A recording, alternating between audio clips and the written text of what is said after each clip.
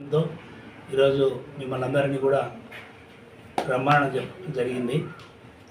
దీంట్లో ముఖ్యంగా గత సంవత్సరము ఏదైనా గణేష్ ఉత్సవాలు ఇచ్చేయాలంటే గవర్నమెంట్కి చలానా రూపంగా డబ్బులు కట్టాల్సి ఉండేది.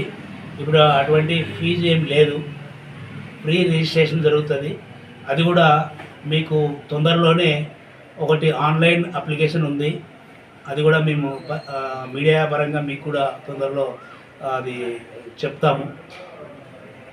దీంట్లో ఏమంటే అప్లికేషన్ ఎవరైతే భక్తాదులు ఉన్నారో ఆ ఊరు పెద్ద మనుషులు కానీ అక్కడ ఎవరైతే దాంట్లో పాల్గొంటారో 3-4 పెద్ద మనుషులకి ఒక అప్లికేషన్ ప్రొఫార్మ్ ఉంటుంది. ఆ ప్రొఫార్మ్ ఫిల్అప్ చేసి ఎవరైతే దాంట్లో పెద్దతర వహించి ఆ ఉత్సవము జరిగేలా చూస్తారో వాళ్ళ యొక్క పేర్లు, అడ్రస్లు, ఎన్ని రోజులు దాంట్లో వాళ్ళు అక్కడ గణేష్ని పెట్టుకుంటారు, ఎప్పుడు నిమజ్జనం చేస్తారనే విషయాలు కూడా దాంట్లో క్లియర్గా ఉన్నాయి. గత సంవత్సరం అయితే కన్నా చలాన రూపకంగా గవర్నమెంట్ కట్టాల్సి ఉంది. ఇప్పుడు ఎటువంటి రుసుములు కానీ ఎటువంటి ఫీజులు కానీ ఎక్కడ కట్టనవసరం లేదు. అట్లా ఏదన్నా మా దృష్టికి వస్తే కన్నా ఖచ్చితంగా మేము చట్టపరమైన చర్యలు తీసుకుంటాము. ఎవరికి కానీ ఎటువంటి రుసుములు ఎక్కడ కట్టనవసరం లేదు. బట్ దీంట్లో ఎవరైతే భక్తాదులు ఉన్నారో ముందుగానే నాకు తెలిసి ఈ నెలాఖరులోపు ఉండొచ్చు పండగ, 28 కానీ 29 ఉండొచ్చు, 27వ తేదీ అనుకుంటా ఈ నెలాఖరి. బహుశా దానికి మేము ముఖ్యంగా ప్రతి ఒక్కరిని కోరేది ఏమంటే మినిమం 3 days, ఖచ్చితంగా 3 days అయితే పర్మిషన్ ఉంటుంది. 5 days అయితే ఎవరికి లేదు. ఎందుకంటే మాకు ఆ 5 days పెట్టుకోవడానికి కూడా మీకు ఇబ్బంది, ప్రజలకు ఎవరైతే భక్తాదులు ఉన్న వాళ్ళకు.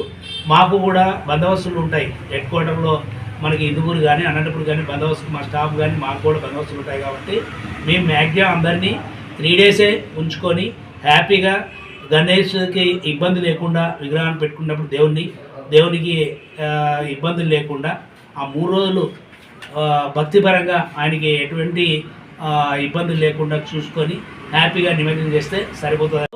2 బ్లూ కోడ్స్ కూడా ఖచ్చితంగా తిప్పుతాం. 2-3 విలేజ్లు 4-5 విలేజ్లు కవర్ చేసే విధంగా అన్నిత్యం కూడా రాత్రి పగలు ఖచ్చితంగా ఆ గణేష్ ఎప్పుడైతే కూర్చోబెడతారో నిమజ్జనం అయినంత వరకు కూడా అప్రమత్తంగా మేము ఉంటాము. అదేవిధంగా మా వాళ్ళు సర్వలెన్స్ కూడా చూస్తూ ఉంటారు. అట్ ది సేమ్ టైం అక్కడ ఎవరైతే బాధ్యతగా ఉన్నారో వాళ్ళు కూడా, ఎవరైతే భక్తాదులు ఉన్నారో వాళ్ళు నేను చెప్పిన ప్రికాషన్స్ అన్ని ఖచ్చితంగా పాటించి ఎలాంటి అవాంఛనీయ సంఘటనలు జరగకోకుండా హ్యాపీగా గణేష్ ఉత్సవాలు జరుపుకోవాలని మీ ద్వారా వాళ్లకు విజ్ఞప్తి చేస్తున్నాను. అందరికీ నమస్కారం.